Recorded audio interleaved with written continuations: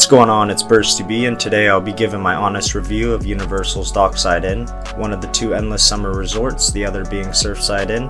Whichever one you decide to go with, both are very budget friendly, but today's review is just going to be on Dockside Inn. During my stay I got the chance to experience both room types for reasons explained later in the video, so I can give a solid breakdown of what to expect when staying at this hotel. Dockside Inn isn't directly connected to any of the Universal theme parks, but choosing this resort still comes with perks, like early park admission unless you have an annual pass, and complimentary bus service that runs all day until 1 a.m.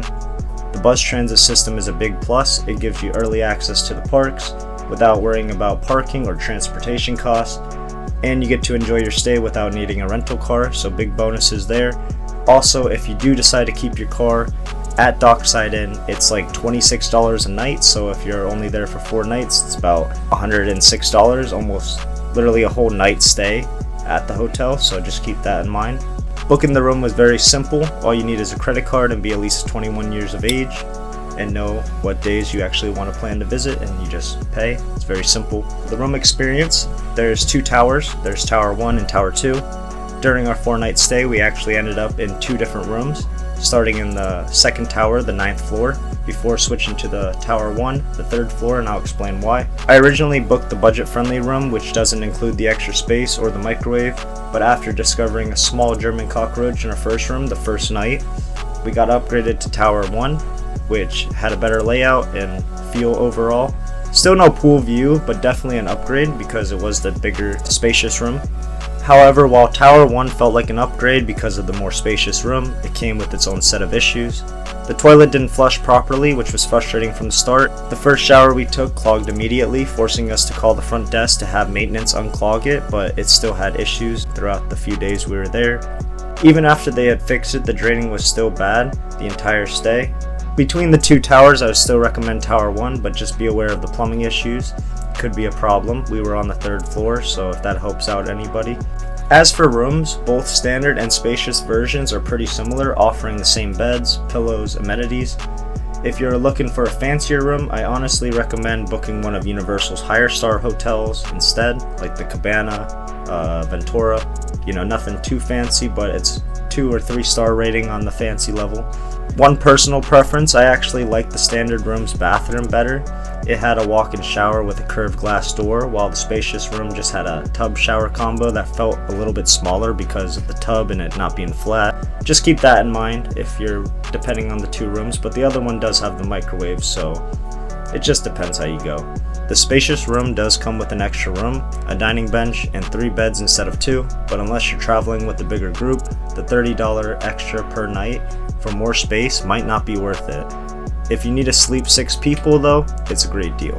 Dockside Inn features 2 pools, and the pool hours vary depending on the day that you decide to plan your visit, such as Sunday through Thursday, it's open from 9 a.m. to 10 p.m, and Friday and Saturday it's open from 8 a.m. to 11 p.m. If you enjoy your late night swims, I suggest booking Friday and Saturday nights for the full experience at the pool. You get an extra hour, and that's pretty cool. If you're someone who enjoys smoking, Dockside Inn does provide designated smoking areas. You can expect to find at least 1 smoking section per tower with 2 total spots where you can enjoy your nicotine fix. These areas are conveniently located near the elevators, making them easy to access without having to go too far from your room.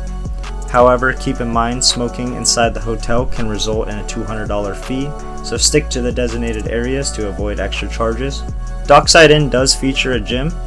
The gym is free and open 24/7, not fancy, but has treadmills and weight machines. Best time to go, probably late at night when it's less crowded. It is open 24/7, so just keep that in mind. Now let's talk about food and how to save money.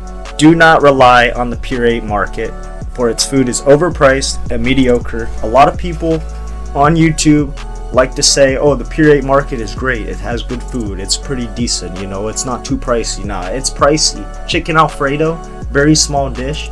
It literally sat out for like 2 hours since lunch started. I don't even know when lunch starts, okay, or dinner.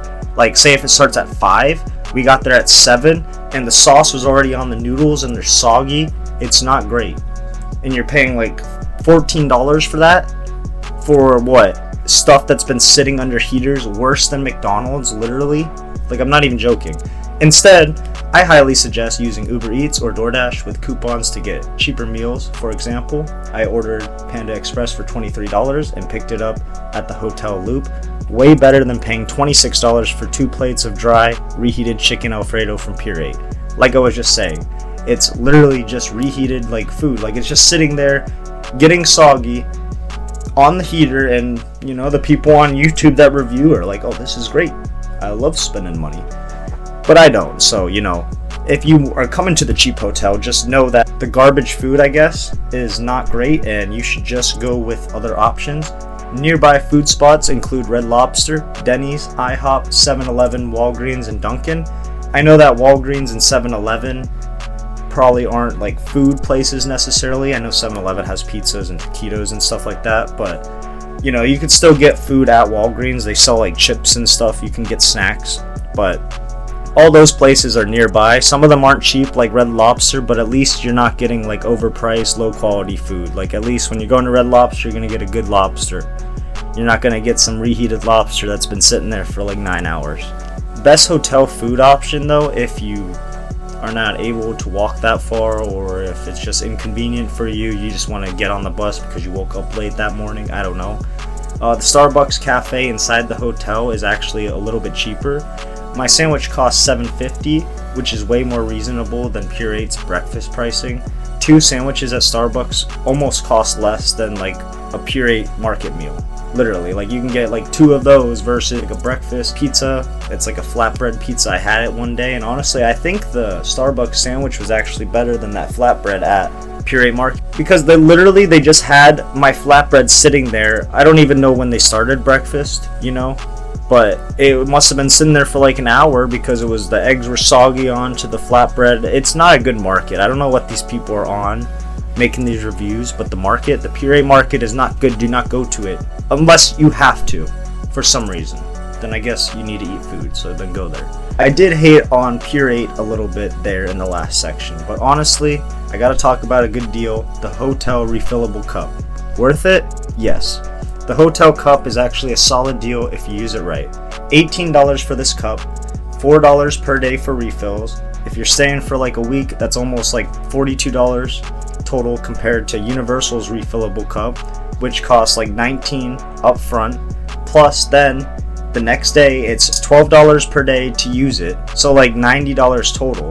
The refillable cup at the hotel is also refreshed every 10 minutes, so you're able to just get more soda every 10 minutes. Pro tip, you can also bring your hotel refill cup into the parks and fill 4 water bottles or whatever you want with High C or Powerade, Coke. Coke might get flat. Root beer, you know, might get flat too, but you can bring water bottles filled with liquids in through the park. The security is very easy, and it's very easy savings right there. I've seen people bring in McDonald's. I don't know how. People were bringing like strawberry package into the park. They were bringing sandwiches into the park. You can bring your own like drinks and food into the park. If you do it that way, that's a really good pro tip, because then you don't have to waste your money on the Universal cup. Just a suggestion there. Now I'm going to talk about stuff that's going to cost you money at the hotel, such as the arcade and the Universal store. The hotel arcade is decent, but mostly for younger kids, not so much for older teens or young adults. Game cards cost like $3 to register, with only 9 tokens included. You have to get a card there. It's like a Game Pass card or whatever, and you can reload it with tokens, I guess it's what it's called. But it's $3 initially to do this, and then $15 for about like 150 tokens, which lasts about 10 plays, maybe 15 at max. Most of the things in there I was seeing like minimum like 7 tokens, max was like 11 or 12, so you're not getting that many plays out of it. If you go to the arcade, it's going to cost you a lot of money. Honestly, in my opinion, I think that you should bring like a Nintendo Switch or an Xbox Series S or a laptop. Way more fun with free hotel Wi-Fi. They already give you Wi-Fi, so why not use it? You play some Fortnite up in your hotel room. Might not be the best experience for Wi-Fi, but you know, it's something. There's also a Universal store that's located inside Dockside Inn. Sells popular merch from Harry Potter, Simpsons, Spider-Man, Jurassic Park, and more. Slightly cheaper than park shops, but still expect high prices. Most items over $30 unless it's like a keychain or a smaller souvenir. Characters occasionally show up for pictures like King Julian or Puss in Boots.